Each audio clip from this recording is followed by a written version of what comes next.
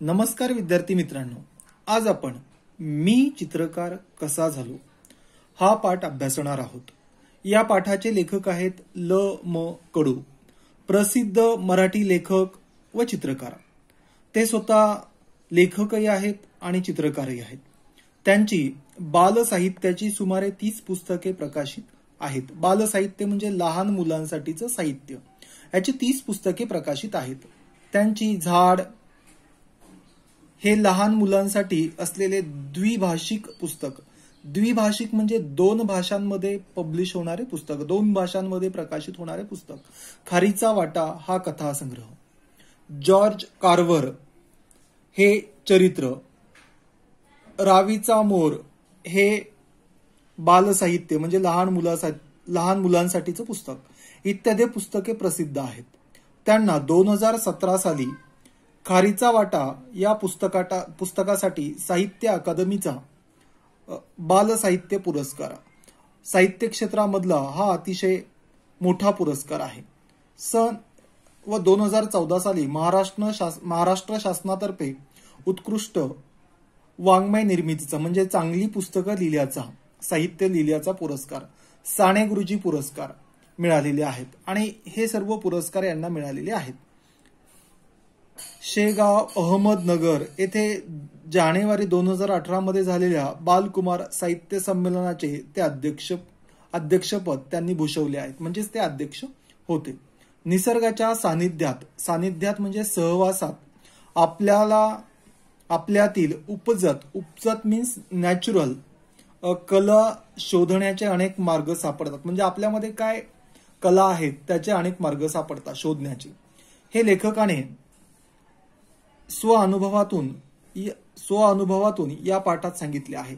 स्वअनुभवातून म्हणजे स्वतःच्या अनुभवातून। मी तुमच्या एवढा म्हणजे 13-14 वर्षाचा, मी तुमच्या एवढा असताना जे अनुभवलं, जे एक्सपिरियन्स त्यांनी घेतले, पाहिलं आणि जे बघितलं तुम्हाला सांगणार आहे। प्रथम निसर्ग, आपण निसर्गातील कधीही विसरून चालणार नाही आणि आपण निसर्गाला कधीही विसरून चालणार नाही। त्याच्या विरोध मीन्स अपोजिट न जाता मर्जीत केव्हाही आपल्याला फायद्याचं आहे। मर्जीत म्हणजे त्याच्या इच्छेसारखं राहणं, त्याच्या अनुकूल राहणं हे आपल्या फायद्याचं आहे। निसर्गातून आपलं पालन पोषण होतं, म्हणजे आपल्याला खाण्यापिण्यासाठी राहण्यासाठी सर्व सोयी सुविधा ज्या मिळतात त्या निसर्गातूनच, आणि निसर्गच आपल्याला नाना कला शिकवतो। नाना म्हणजे विविध वेगवेगळ्या कला शिकवतो। निसर्ग धुंडाळत राहा, धुंडाणे शोधत राहणे, वेगवेगळ्या गोष्टी शोधणे, तुम्हाला सर्जनाच्या वाटा आपसूक सापडतील। सर्जन मीन्स क्रिएटिव्हिटी, नवनवीन गोष्टी, निर्मिती क्षमता तुमच्यामध्ये निर्माण होईल। त्याच्या आपसूक म्हणजे आपोआपच सापडतील, त्याच्यासाठी तुम्हाला वेगळे प्रयत्न करायची गरज पडणार नाही। आता तुम्हाला माझीच गोष्ट सांगतो आणि त्यांचा वैयक्तिक पर्सनल एक्सपिरियन्स ते सांगतायत। माझं प्राथमिक मीन्स प्रायमरी शिक्षण, प्रायमरी एज्युकेशन एका लहानशा खेड्यात झालं। खेडं म्हणजे विलेज, गाव। माझं खेडं अतिशय निसर्गरम्य, अतिशय म्हणजे त्या ठिकाणी निसर्ग अतिशय चांगला होता, झाडं झुडपं, डोंगर, दर्या वगैरे, म्हणून निसर्गरम्य आणि सुसंस्कृत म्हणजे चांगले। घनदाट जंगल, अतिशय दाट जंगल। दुथडी म्हणजे दोन्हीही काठ भरून वाहणारी नदी आणि फुल भरून वाहणारी नदी, निळे डोंगर, हिरवी राणे, अवघा आनंदी आनंद, अवघा म्हणजे सगळीकडे आनंदच आनंद होता। अशा वातावरणात माणसातली सर्जनशीलता म्हणजे निर्मिती क्षमता, क्रिएटिव्हिटी उफाळून येणे, वर येणे, आपोआपच आपल्यामधली जी काही सर्जनशीलता आहे, चांगल्या गोष्टी आहेत त्या वर येतात। आली नाही तर नवलच म्हणजे त्या येणारच। माझा एक मित्र होता, आम्हाला खूप वाटायचं की आपण चित्र काढावीत आणि खेड्यागावामध्ये सर्व सोयी सुविधा नसतात, त्याच्यामुळे ते म्हणतात त्यांना चित्र काढायची खूप इच्छा व्हायची, पण काय करणार, आमच्याकडे कसलीच साधनं नव्हती। साधनं म्हणजे त्याच्यासाठी लागणाऱ्या ज्या काही इतर गोष्टी आहे म्हणजे पेन, साहित्य, चित्रकलेची वही असेल किंवा रंग असेल, या सगळ्या गोष्टी त्यांच्याकडे नव्हत्या. म्हणजे पेन्सिल, रंग, ब्रश हे तर सोडा, साधा कागदही नव्हता. म्हणजे आणि आजही अशी परिस्थिती ग्रामीण भागामध्ये, खेड्यामध्ये आहे की मुलांना शिकण्यासाठी कोणतीही साधनं उपलब्ध नाहीयेत. अभ्यासाची एकच वही, पाटीवर लिहिण्याची एक पेन्सिल, तिचे तुकडे झाले तरी सांभाळून वापरावी लागायची आणि जे छोटे छोटे तुकडे झाले तरी ते वापरावे लागायचे. दुसरी मिळण्याची शक्यता नव्हती. का सांभाळून वापरावं लागायचं? तर त्यांना दुसरी मिळेलच याची काही खात्री नव्हती. शिवाय सगळ्यात मोठी अडचण किंवा धाक म्हणजेच भीती असा होता की चित्रबित्र म्हणजे चित्र वगैरे काढलेली ना मास्तरांना आवडायची ना घरातल्यांना, आणि त्यांनी चित्र काढलेले त्यांच्या शिक्षकांनाही आवडत नव्हतं, त्यांच्या आईवडिलांनाही आवडत नव्हतं. वात्रटपणा वाटायचा, म्हणजे मूर्खपणा वाटायचा, वेडेपणा वाटायचा. वैशाख महिन्यातलं ऊन करपवून टाकणारं असायचं. वैशाख हा एक मराठी महिना आहे आणि या महिन्यामध्ये खूप जास्त ऊन असतं, म्हणून ते म्हणतात की करपवून टाकणारं म्हणजे सुकवून टाकणारं. आम्ही गावातली सगळी मुलं म्हणजे गावामध्ये असणारी त्यांच्या वयाची मुलं नदीच्या डोहात म्हणजे नदीच्या पाण्यामध्ये जाऊन पडायचो. अंगात गारवा भरला की पुन्हा काठावर बसायचं. म्हणजे उष्णता असायची, उष्णता कमी झाली, थंडी वाजायला लागली की परत खडकावर येऊन बसायचं, काठावर येऊन बसायचं. काठालगत खूप खडक होते आणि काठालगत म्हणजे काठाच्या जवळ खूप खडक होते. पाण्याच्या प्रवाहामुळे गुळगुळीत म्हणजे चोपडे झालेले ज्याला आपण म्हणतो, आणि असे ते गुळगुळीत झालेले जे खडक होते, सपाट झालेले म्हणजे सवाण एकसारखे, लांब रुंद म्हणजे खूप जास्त लांब आणि खूप जास्त रुंद असलेले. आम्हाला तिथेच आमचा कॅनव्हास सापडला. कॅनव्हास म्हणजे काय तुम्हाला माहितीये, ज्याच्यावरती आपण चित्र काढतो तो कागद, त्यांना तो कॅनव्हास सापडला. या भल्या थोरल्या खडकावर मनसोक्त म्हणजे मनामध्ये जेवढी इच्छा होईल तेवढे ते चित्र काढायचे. जेवढं त्यांना असं वाटेल की आता आपण एवढी चित्र काढावी, मनमुराद चित्र काढायची. मनसोक्त चित्र काढता येणार होती, पण कशानं काढणार, म्हणजे चित्र काढण्यासाठीचं साहित्य काय, तोही मार्ग सापडला. आणि शोधलं तर सर्व काही सापडतं, म्हणून चित्र कशाने काढायची त्याच्यातूनही त्यांना तो प्रश्न सुटला. आमच्या त्या भागात तांबूस रंगाचा, आता त्यांचा जो भाग होता त्यांच्या भागामध्ये रेडिश म्हणजे लालसर रंगाचा रंगाचा मुरुम असतो. शिवाय पिवळट रंगाचे दगडही असतात. येल्लो रंगासारखे जे दगड असतात, येल्लो कलर सारखे, ते दगड आपटले की त्यांची पिवळी फक्की मीन्स पावडर पडते. अगदी पिठासारखी असते. हवं तसं पाणी घातलं म्हणजे जेवढं पाहिजे तेवढं पाणी घातलं की पिवळा रंग तयार. आणि त्या पिठासारख्या पावडरमध्ये जेवढं पाहिजे तेवढं पाणी वापरलं की पिवळा रंग तयार. मुरुमाचा खडा ओला करून घेतला आणि खडकावर चित्र रेखाटणं सुरू झालं. आणि त्या दगडाचा जो दगड होता छोटा, तो ओला केला की थोडा नरम असतो, त्याच्यामुळे आणि त्यानं चित्र ते काढायचे. आणि काय काढू आणि काय नको असं व्हायचं. म्हणजे किती चित्र काढावे आणि किती नाही असं त्यांना वाटायचं. गुडघ्यावर टेकून म्हणजे गुडघ्यावर बसून रेषा काढण्यात दंग व्हायचो. रेषा काढीत हातभर पुढं सरकल्यावर मागे वळून पाहावं, थोडंसं पुढे गेल्यानंतर परत मागे वळून पाहावं, तर रेषा वाळून लाल जर्द झालेल्या असायच्या. बऱ्याच वेळेला शिक्षक सुद्धा आपला जो चॉक असतो तो ओला करून वापरला की सुरुवातीला तो दिसत नाही, पण नंतर मात्र अतिशय डार्क दिसतो.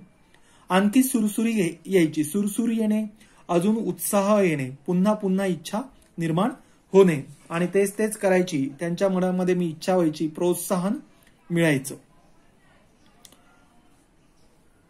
तापलेल्या खडकावर टेकून गिडघ्याची साल्ट निघायची. म्हणजे तो खडक तापलेला असायचा, गरम असायचा, गुडघ्यावर खूप जास्त वेळ बसायचे, त्याच्यामुळे त्यांची गुडघ्याची जी स्किन, साल्ट म्हणजे काय, स्किन निघून जायची. हे लक्षातच यायचं नाही. मग उभ्या खडकावर चित्र काढणं सुरू केलं. म्हणजे उभा जो खडक असतो म्हणजे उभ्यानं चित्र काढू शकेल अशा स्थितीमध्ये. काही दिवसांनी वाटायला लागलं की यात रंग भरावेत, पण ते कुठून आणणार. त्या दिवसात काटेसावर फुलते. काटेसावर हे झाडाचं नाव आहे. लाल भडक होते आणि त्याची लाल फुलं असतात. तिच्या फुलातले परागकण आणि त्या फुलामध्ये असलेले जे काही परागकण असतात ते जर बारीक केले तर त्याच्यापासून परागकण पाण्यात चुरगळले की जांभळा रंग तयार होतो. शेंद्री नावाच्या वनस्पतीच्या बोंडातल्या बिया आणि शेंद्री नावाची जी वनस्पती होती त्याच्या ज्या बिया असतात तर त्या बिया भगवा रंग देतात. काही पानांचा हिरवा केला आणि पानांचा हिरवा रंग केला, चुन्यापासून पांढरा रंग तयार केला, कुंकवापासून लाल आणि दगडांचा पिवळा होताच. बांबूची कोवळी काडी म्हणजे आपला बांबू जो असतो त्याची कोवळी काडी जर ठेचली तर त्याच्यापासून त्याने काय केलं, कोळी काडी घेऊन पुढचं टोक म्हणजे त्याचा जो पुढचा भाग आहे हासा तो जर ठेचला आपण तर ते ब्रश सारखं होतं की त्याचा ब्रश व्हायचा. तहानभूक हरपून म्हणजे तहानभूक विसरून, त्यांना तहानही लागायची नाही आणि भूकही लागायची नाही, आम्ही दगडावरची चित्र रंगवत बसायचो. नजर जाईल तिथपर्यंत चित्र आणि एवढी चित्र असायची की जिथपर्यंत नजर जाईल तिकडे चित्रच असायची. थोड्या दिवसांनी पाऊस यायचा, नदी वाहायला लागायची, आमची चित्र नदीच्या पोटात गडप व्हायची. नदीच्या पोटात गडप व्हायची म्हणजे सर्व चित्र पुसून जायची पावसाळ्यामध्ये. मी जे काही व्यक्तिगत सांगतो, व्यक्तिगत मीन्स पर्सनल, ते एक उदाहरण आहे आणि त्यांचं ते एक एक्झाम्पल देत आहे. निसर्ग किती परीनं म्हणजे किती पद्धतीनं आपल्याला देत असतो ते लक्षात येईल. मला इतकंच म्हणायचं आहे की साधनं नाहीत म्हणून अडून बसण्याचं काही कारण नाहीये, की आपल्याकडं साहित्य नाहीये म्हणून आपण काही करू शकत नाही असं समजायचं काही कारण नाही. तुमच्या इच्छा तीव्र असतील तर साधनांशिवाय साधना करता येते. म्हणजे तुमच्यामध्ये क्युरिओसिटी असेल, शिकण्याची इच्छा असेल तर तुम्ही कोणतीही गोष्ट आणि कुठेही शिकू शकता. स्थळ, काळ आणि वेळेच्या मर्यादा तर येतच नाही, शिवाय बाकीच्या साधनं वगैरे ज्याला आपण म्हणतो त्याचीही मर्यादा येत नाही. कारण इच्छा असेल तर मार्ग सापडतोच आणि म्हणून काय म्हणतात, इच्छा तिथे मार्ग. आता हेच पहा, श्रावण सरता सरता म्हणजे संपत येताना पाऊस कमी व्हायचा पण नदी वाहतच असायची. आमचा कॅनव्हास म्हणजे खडक आणि ते त्याच्यावर चित्र काढायचे तो म्हणजे खडक मोकळा व्हायचा.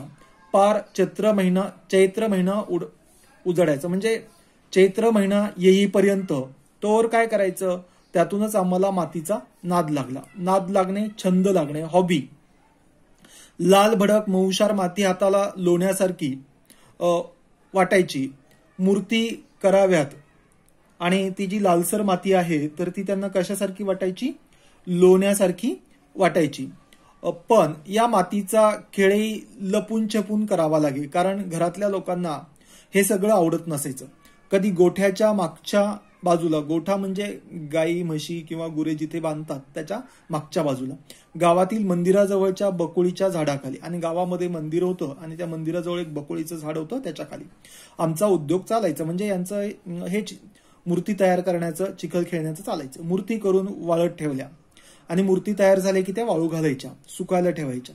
काही काळानं त्यांना तडे जायचे, त्यांना भेगा पडायच्या. तडे जाऊन त्या ढासळायच्या म्हणजे तुटायला लागायच्या, कोसळायच्या.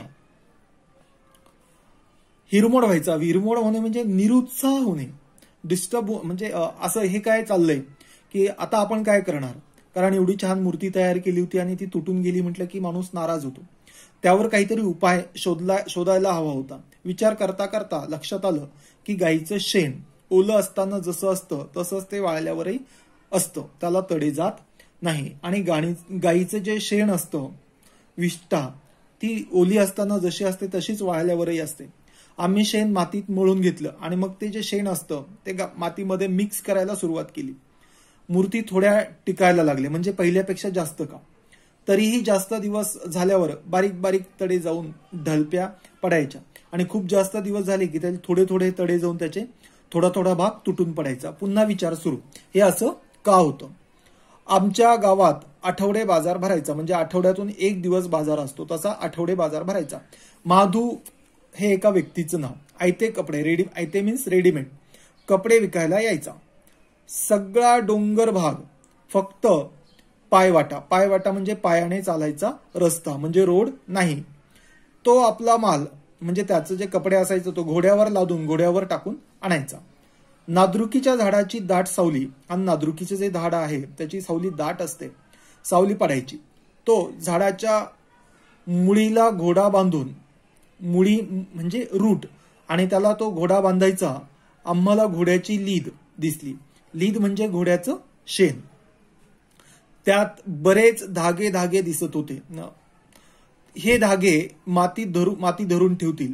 आणि त्यांनी जेव्हा बघितलं त्या लीदमध्ये असे धाग्यासारखं बरंच काही दिसायचं आणि ते धागे ही माती अशी पक्की धरून ठेवतील असं त्यांना वाटायचं. असा विचार करून आम्ही तो प्रयोग केला. प्रयोग मीन्स एक्सपेरिमेंट. जर आपल्याला जसं वाटतं तसं आपण करून पाहावं. आता आमच्या मूर्तींना बिलकुल तडे जात नव्हते, म्हणजे अजिबात तडे जात नव्हते. जशा त्या ओल्या असायच्याच तशाच वाळल्यानंतर सुकल्यानंतरही असायचा. केवढा आनंद झाला, म्हणजे खूप आनंद झाला. हे मला शब्दात सांगता येणार नाही आणि त्यांना जो काही आनंद झाला तो शब्दामध्ये सांगता येत नाही. मी माध्यमिक शाळेत असताना म्हणजे हायस्कूलमध्ये असताना आर्किमिडीज या शास्त्रज्ञाचा धडा वाचला. हा सायंटिस्ट आहे खूप मोठा. त्याचा एक धडा होता आणि तो त्यांनी वाचला. त्याला हवं होतं ते तत्व शोधण्यासाठी. तो साध्या वाटणाऱ्या गोष्टीतही ते शोधत राहायचा. म्हणजे त्याला उसको जो सर्च करना था वो कहीं पे भी ढूंढता था. ते सापडण्यावर तो न्हाणीघरातून, न्हाणीघर मीन्स बाथरूम, युरेका करत धावत सुटला, म्हणजे पळत सुटला. तेव्हा माझ्या लक्षात आलं की आपल्यालाही तेवढाच आनंद झाला होता. म्हणजे आर्किमिडीजला जे शोधायचं होतं ते शोधल्यानंतर त्या आर्किमिडीजला जो आनंद झाला, सेम आनंद यांना सुद्धा त्या मूर्तीला तडे गेले नाही तेव्हा झाला. मूर्तींना तडे जाण्याचा थांबलं होतं आपल्या पुरता का होईना, पण तो एक शोध होता. म्हणजे पर्सनल, आपल्या पुरता मर्यादित का होईना, पण ते शोध होता. मुलांनो, मी तुम्हाला एवढंच सांगेन की तुमच्या प्रत्येकात मीन्स हर एक में एक संशोधक है, साइंटिस्ट है. अगर आप उसे जिंदा रखेंगे, आप उसे अपना काम करने देंगे, तो हर एक इंसान आर्किमिडीज बन सकता है. त्याला कायम जागता ठेवा. तुमचा आभाळ कायम आनंदानं भरलेलं असेल. मतलब आपका जो एरिया है उसमें हमेशा खुशी ही खुशी रहेगी. चला, आता याच्यानंतर आपण वर्कबुक मधले जे प्रश्न आहेत ते सॉल्व्ह करूया. लेखकाने त्यांच्या खेड्याचे सांगितलेले विशेष, निसर्गरम्य, सुसंस्कृत. त्याच्यानंतर लेखकाच्या खेड्याचे सौंदर्य वाढवणारे घटक, हिरवी राणे, दुथडी भरून वाहणारी नदी, घनदाट जंगल, निळे डोंगर. सगळ्यात मोठी अडचण किंवा धाक असा होता की चित्रे काढलेली मास्तरांना व घरातल्या माणसांना आवडायचे नाही. पेन्सिल सांभाळून वापरावी लागायची कारण दुसरी मिळण्याची शक्यता नव्हती. त्यानंतर चित्रकलेची पुढील साधने लेखकाजवळ नव्हती. पेन्सिल, रंग, ब्रश आणि कागद. निसर्गाची वैशिष्ट्ये, निसर्गातून आपले पालनपोषण होते. निसर्ग आपल्याला नाना म्हणजेच विविध कला शिकवतो. लेखकाचे प्राथमिक शिक्षण झाले ते लहानशा खेड्यात. निसर्गात माणसांची उफाळून येणारी सर्जनशीलता, निसर्ग धुंडाळत राहण्याने सापडणाऱ्या वाटा, सर्जनाच्या वाटा. वचन बदला, वाटा वाट, चित्र चित्रे, पेन्सिल पेन्सिली, डोंगर डोंगर. त्याच्यानंतर लिंग ओळखा. जंगल नपुसकलिंग, पाटी स्त्रीलिंग, निसर्ग पुल्लिंग, खेडे नपुसकलिंग. आता जोड्या लावायच्या आहेत. निळे डोंगर, विशेषण आणि विशेषांच्या. हिरवी राणे, घनदाट जंगल, प्राथमिक शिक्षण. त्यानंतर निसर्गच आपल्याला नाना कला शिकवतो या विधानाचा तुम्हाला समजलेला अर्थ स्पष्ट करा. बघा, मी चित्रकार कसा झालो या पाठात ल.म. कडू यांनी आपल्या बालपणीचे अनुभव सांगितले आहे. आपल्या अवतीभोवती अफाट निसर्ग पसरलेला आहे. डोंगर, दर्या, झाडे, झुडपे, नदी, नाले, पशु, पक्षी या सर्व घटकांमधील सौंदर्य आपल्याला डोळ्यांनी व मनाने टिपता यायला हवे. झाडांच्या वेगवेगळ्या आकारांमध्ये शिल्पे दडलेली आहेत. फुलांचे नवनवे सतेज रंग आपल्याला चित्रकलेचे धडे देतात. पक्ष्यांच्या किलबिलीमधून व झऱ्यांच्या वाहण्यामधून संगीत कला शिकता येते. मोराच्या नृत्यामधून नृत्य कला समजते. लखलखत्या तारांगणांमधून तेजाची ओळख होते. डोंगराकडून आपण अढळपणा शिकावा. वेगवेगळ्या प्रहारांमधल्या निसर्ग बदलातून अनेक भावभावनांचा संगम प्रत्ययास येतो. प्रत्येक पावलावर निसर्ग काही ना काही कला आपल्याला शिकवतो. ओके, पुढचं. नदीच्या काठावरच्या झाडांची वैशिष्ट्ये. गुळगुळीत सपाट झालेले, लांबरुंद पसरलेले. रंग सांगा. काटेसावरीचा, लाल भडक, शेंद्रीचा, भगवा. एका शब्दात उत्तरे. बांबूच्या कोळ्या काडीपासून, ब्रश. चित्र काढण्यासाठी वापरला जाणारा कागद म्हणजेच खडक. करपून टाकणाऱ्या उन्हाचा महिना, वैशाख. पिवळा दगडांपासून, मॅच द फॉलोइंग. जांभळा काटेसावरीच्या फुलातील परागकणांपासून. भगवा शेंद्री झाडाच्या बियांपासून. हिरवा झाडांच्या पानांपासून. लेखकाचा कॅनव्हास. पाण्याच्या प्रवाहामुळे गुळगुळीत सपाट झालेले, लांबरुंद पसरलेले काठालगतचे खडक. वैशाखातील मुलांचा उद्योग. नदीच्या डोहात जाऊन पडणे व अंगात गारवा भरला की काठावर येऊन बसणे. ओगतक्ता पूर्ण करा. दगडावरची चित्रे रंगवणे. थोड्या दिवसांनी पाऊस पडायचा. नदी वाहायला लागायची. चित्र नदीच्या पोटात गडप.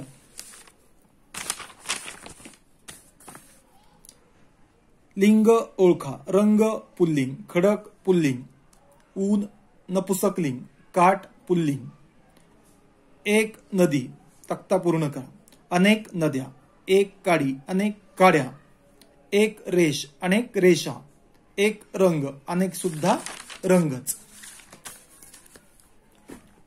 खालील वाक्यातील प्रत्येक शब्दाची जात ओळखा. त्याची सर्वनाम. पक्की नाम. पिवळी विशेषण. पडते क्रियापद. तुमच्या इच्छा तीव्र असतील तर साधनांशिवाय साधना करता येते या विधानाचा तुम्हाला समजलेला अर्थ लिहा. वरील विधानातून लेखकांनी मोलाचा म्हणजेच महत्वाचा संदेश दिला आहे. कारण प्रत्येकाच्या मनात काही ना काही इच्छा असतातच. त्या पूर्ण करण्यासाठी प्रत्येक जण प्रयत्न करत असतो. इच्छा पूर्ण करण्याची जिद्द असणे महत्वाचे आहे. त्यासाठी मनात एखादे ध्येय खोल रुजले पाहिजे व त्याचा कायम ध्यास